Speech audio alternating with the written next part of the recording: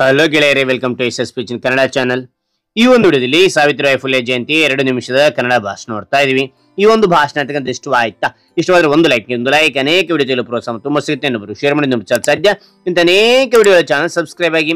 ಹಾರಿ ಒಂದು ಭಾಷಣ ನೋಡ್ತಾ ಕೇಳ್ತಾ ಹೋಗೋಣ ಬನ್ನಿ. ವೇದಿಕೆಯ ಮೇಲೆ ಆಸೀನರಾಗಿರುವ ಮುಖ್ಯ ಅತಿಥಿಗಳೇ, ಮುಖ್ಯೋಪಾಧ್ಯಾಯರೇ, ಶಿಕ್ಷಕರೇ, ಪೋಷಕರೇ, ಗೆಳೆಯರೇ ಹಾಗೂ ಈ ಸಭೆಯಲ್ಲಿರುವ ಪ್ರತಿಯೊಬ್ಬರಿಗೂ ಶುಭೋದಯ. ಈ ಸಂದರ್ಭದಲ್ಲಿ ಇಂಡಿಯಾಸ್ ಫಸ್ಟ್ ಲೇಡಿ ಟೀಚರ್ ಎಂದು ಬಿರುದು ಹೊಂದಿರುವ ಸಾವಿತ್ರಿಬಾಯಿ ಫುಲೆ ಅವರ ಕುರಿತು ಮಾತನಾಡಲು ಬಯಸುತ್ತೇನೆ. ಭಾರತದ ಶಿಕ್ಷಣ ವ್ಯವಸ್ಥೆಗೆ ಫುಲೆ ದಂಪತಿಗಳ ಕೊಡುಗೆ ಅಪಾರ. ದಾಸ್ಯ ವಿಮೋಚನೆಗೆ, ಭಾರತದ ಸ್ವಾತಂತ್ರ್ಯ ಸಂಗ್ರಾಮಕ್ಕೂ ಮೊದಲೇ ಇವರು ಅಜ್ಞಾನ ವಿಮೋಚನೆಗೆ ಅಕ್ಷರ ಕ್ರಾಂತಿ ಆರಂಭಿಸಿದವರು.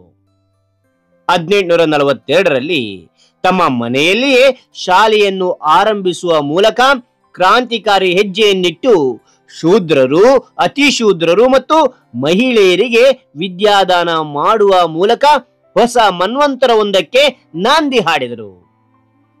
ಸಾವಿತ್ರಿಬಾಯಿ ಫುಲೆ 1831ರಲ್ಲಿ ಮಹಾರಾಷ್ಟ್ರದ ಸತಾರಾ ಜಿಲ್ಲೆಯ ನೈಗಾನ್ನಲ್ಲಿ ಹುಟ್ಟಿದರು. ಬಾಲ್ಯ ವಿವಾಹ ರೂಢಿಯಲ್ಲಿದ್ದ ಕಾಲದಲ್ಲಿ ಸಾವಿತ್ರಿಬಾಯಿ ಫುಲೆ ಜ್ಯೋತಿಬಾ ಫುಲೆ ಅವರನ್ನು ವಿವಾಹವಾದರು. ಸಾವಿತ್ರಿಬಾಯಿ ಅವರ ಯಶಸ್ಸು, ಶ್ರೇಯಸ್ಸಿನ ವಿಕ್ರಮ ಪಾಲು ಜ್ಯೋತಿಬಾ ಫುಲೆ ಅವರದಾಗಿತ್ತು. ಸ್ತ್ರೀ ಶಿಕ್ಷಣವನ್ನು ತೆರೆದ ಕೀರ್ತಿ ಜ್ಯೋತಿಬಾ ಫುಲೆ ಅವರಿಗೆ ಸಲ್ಲಬೇಕು. ಸಾವಿತ್ರಿಬಾಯಿ ಅವರಿಗೆ ಮನೆಯ ಮೊದಲ ಪಾಠಶಾಲೆ, ಪತಿ ಜ್ಯೋತಿಬಾ ಅವರೇ ಗುರುಗಳಾಗಿದ್ದರು. 1847ರಲ್ಲಿ ಸಾವಿತ್ರಿಬಾಯಿ ಶ್ರೀಮತಿ ಮಿಚಲ್ ಅವರ ನಾರ್ಮಲ್ ಶಾಲೆಯಲ್ಲಿ ಶಿಕ್ಷಕಿಯ ತರಬೇತಿ ಪಡೆದರು. ಆಗ ಅವರಿಗೆ 17 ವರ್ಷ. ಹೀಗಾಗಿ ಮಹಾರಾಷ್ಟ್ರದಲ್ಲಿ ತರಬೇತಾದ ಮೊದಲ ಶಿಕ್ಷಕಿಯಾದರು.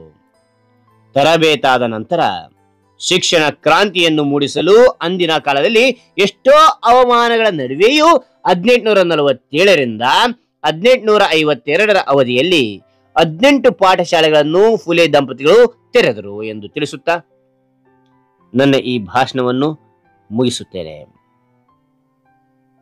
ಜ್ಯೋತಿಬಾ ಫುಲೆ ಅವರಿಗೆ ಜಯವಾಗಲಿ. ಸಾವಿತ್ರಿಬಾಯಿ ಫುಲೆ ಅವರಿಗೆ ಜಯವಾಗಲಿ. ಜೈ ಹಿಂದ್, ಜೈ ಭಾರತ್.